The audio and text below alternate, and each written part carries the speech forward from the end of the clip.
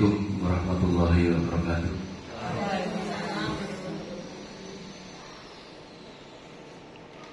Alhamdulillahirabbil alamin, la haula wala quwwata illa billahil aliyyil azim. Bapak Ibu,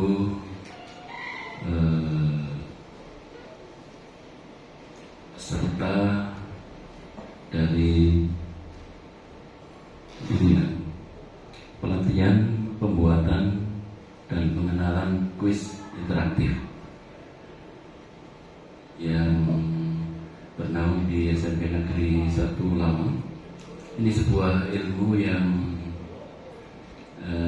kekinian, dalam arti setiap guru, kalau kita melihat di sistem pendidikan nasional di Indonesia, memang kita dituntut untuk selalu update apapun itu yang terkait dengan tugas-tugas guru sebagai pendidik, juga sebagai pengajar, bahkan juga sebagai pelatih. Sehingga dengan kita update atas semua itu tadi, maka anak-anak kita yang terpenting itu dia akan bisa mendapatkan ilmu, pengetahuan, yang kedua keterampilannya, yang ketiga juga terkait dengan kekinian. Bahkan di era global ini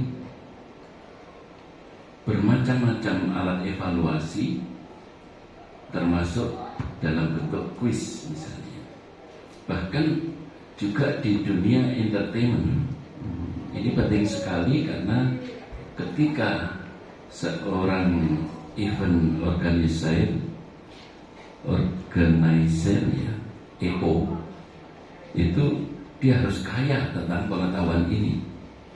Apakah itu tentang kuis, tentang bagaimana acara-acara yang sifatnya interaktif, ini sangat dibutuhkan. Di televisi, di radio, ini sangat dibutuhkan, sehingga minimal seorang guru itu pun mengenal apa ya kira-kira evaluasi yang saya lakukan, tapi anak-anak nyaman, anak-anak kenal, bahkan anak-anak suka diarahkan sifatnya fun ya, bisa juga game atau cara-cara yang lain. Intinya diharapkan dari Kementerian Pendidikan ini, Bapak Ibu sekalian mampu menyampaikan ilmu kepada anak, sekaligus mampu menjaring dan merekam seberapa besar sesungguhnya perolehan dari apa yang panjenengan ajarkan, kemudian dampak atau umpan baliknya, apakah anak-anak ini benar-benar menguasai, menerima, dan memahami apa yang Bapak Ibu sampaikan. Dan itu harus jelas. Bahkan setiap pertemuan kita selalu diwajibkan untuk mengakhiri dengan diawali evaluasi. Sehingga ketika kita berbicara tentang ilmu kepada anak-anak, kemudian kalau itu 2 jam pelajaran, setelah 2 jam pelajaran setidaknya kita sudah tahu, saya sampaikan ilmu tadi, anak-anak menyerap berapa persen. Nah, persentase ini dipengaruhi oleh banyak hal. Yang pertama, karena faktor siswa kurang siap dalam menerima pelajaran. Yang kedua, bisa terjadi siswa kurang mampu berkonsentrasi. Yang ketiga, siswa dalam kondisi tidak fit, mungkin ada yang sakit, atau mungkin suasana kelasnya sedang tidak nyaman. Di siang hari panas, ventilasinya kurang, tapi daya serap itu bisa juga dipengaruhi oleh faktor guru. Guru kurang mampu memberikan eh, pembelajaran yang nyaman bagi anak-anak. Datang, masuk, marah, akhirnya pelajaran tidak berjalan dengan lancar, lebih banyak dikuasai oleh suasana marahnya. Sekecil kesalahan siswa bisa terangkat menjadi 2 jam pelajaran untuk marah-marah. Bisa jadi juga dari faktor guru itu kurang menguasai audiens siswa dalam satu kelas, mengelola kelas. Jadi pengelolaan kelas sangat penting pula. Kemudian bisa jadi seorang guru kurang mampu memberikan kontribusi dan menumbuhkan agar siswa berpartisipasi. Faktor yang ketiga bisa karena sarana dan prasarana yang ada di kelas tersebut. Kelasnya kotor, kumuh, ventilasi tidak ideal, penyinaran kurang, kemudian tempat duduk juga tidak nyaman. Balik obat ternyata ada tingginya. Ini juga bisa terjadi. Nah, senyapang kita mampu mengambil bagaimana daya serap itu, maka sesungguhnya di situ kita sudah mendapatkan gambaran. Ketika daya serap itu kurang, mungkin kita akan memperbaiki. Apakah itu dari siswa dan guru, tapi kita harus tahu. Kalau saya perhatikan tadi anak-anak kayaknya juga hidup, kondisinya juga mereka nyaman, tapi daya serapnya kok kurang. Oh, mungkin dari saya yang kurang menguasai dalam menyampaikan kepada anak-anak dengan bahasa yang lugas atau yang lain.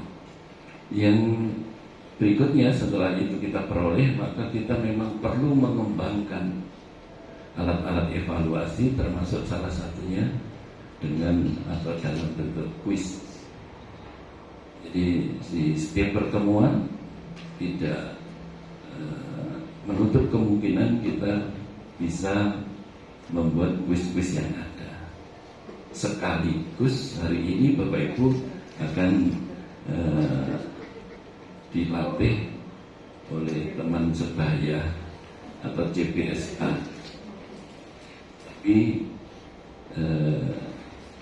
yang terhormat Ibu Sriani telah mendapatkan lebih dulu, sehingga dengan berbagi ini panjenengan juga termasuk orang-orang yang terpilih karena diundang, diajak, dan kebetulan bisa. Ada yang diundang, diajak, tapi kebetulan tidak bisa gabung. Yang tidak diajak ada? Kalau tidak ada. Bu Sriani orang yang baik hati, tidak sombong, suka menabung. Nah, ini jadi ketika ajakan itu nyampe ke telinga kita, hati kita, terus kita bisa, itu kita termasuk orang yang terpilih karena ini thalabul ilmi, tentang ilmu. Sering saya umbar,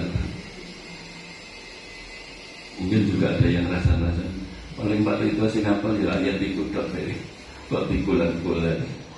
A'udzubillahi minasyaitonirrajim. Yarfa'illahu ladina amanu minkum walladina utul ilma darajat. Sampai hafal ngurungokne saking seringnya. Tapi tujuan kami supaya sampai tingkatan kita mengaplikasikan dalam kehidupan sehari-hari. Iman dan mencari ilmu. Sampai tua pun kita harus terus. Bu Sriani salah satu contoh menurut saya. Di seniornya beliau, tapi beliau bersemangat. Ate daftar guru penggerak. Kak Pati nutut umurnya melok sing pelatih penggerak. Ini artinya apa? Menunjukkan di lewat jalur manapun kita akhirnya bisa. Dan bahkan Gusti Allah mewajibkan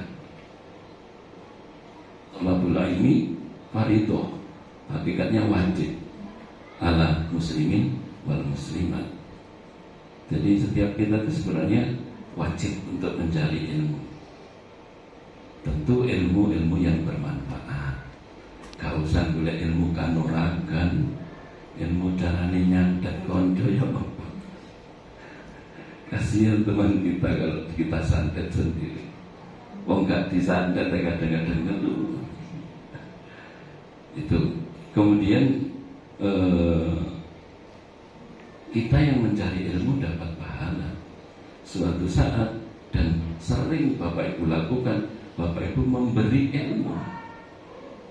Masya Allah, kita cari ilmu saja pahalanya peningkatan derajat ketika kita yang memberi ilmu itu. Masya Allah, hari ini Bu Suryani lakonnya jadi ibarat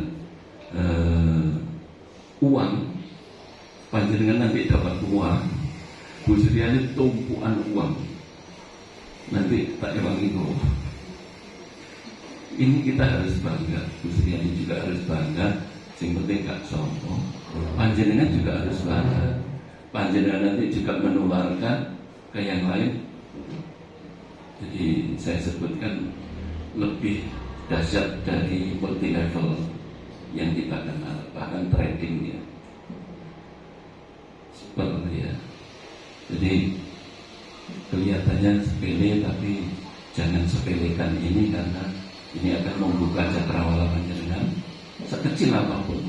Pak Ridho kono ngomong koyo apa ini intan berlian, Masya Allah. Jadi sesuatu yang sangat berharga.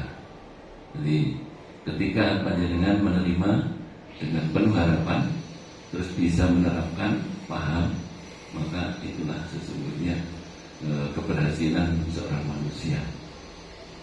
Kemudian yang terakhir saya berpesan, tetap membohongi dibayar apa enggak, kalau bisa utamakan thalabul ilminya. Jadi harapannya hal-hal seperti ini tanggung jawab pimpinan. Ketika ada kreativitas, ada kreasi dari Bapak Ibu guru, minimal dipikir kira-kira takjil untuk buka puasa apa harusnya. Kan saya masih sedang menyesuaikan diri ya. Sampai kadang dirasa di komite wong itu lho njual-jualan duit saya.